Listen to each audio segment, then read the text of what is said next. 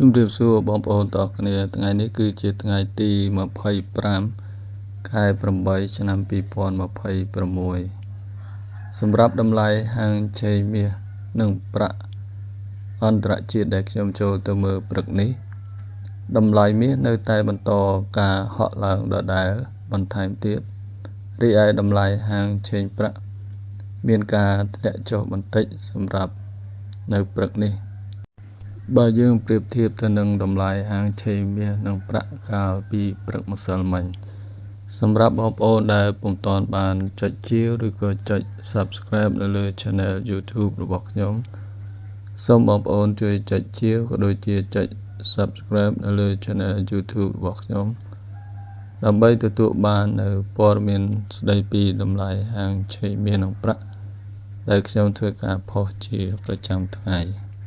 សម្រាប់តម្លៃហាងឆេងមាសនៅព្រឹកថ្ងៃទី25ខែ8ឆ្នាំ2026នេះមានដូចតទៅ1អោនតម្លៃ$4,659 1ជីតម្លៃ$561 មួយដំឡឹងតម្លៃ$5,617 និង1គីឡូតម្លៃ$149,760 ចំណែកឯតម្លៃហាងឆេងប្រាក់នៅព្រឹកថ្ងៃទី25ខែ8ឆ្នាំ2026នេះវិញមានដូចតទៅ1អោនតម្លៃ$69 1ជីតម្លៃ$8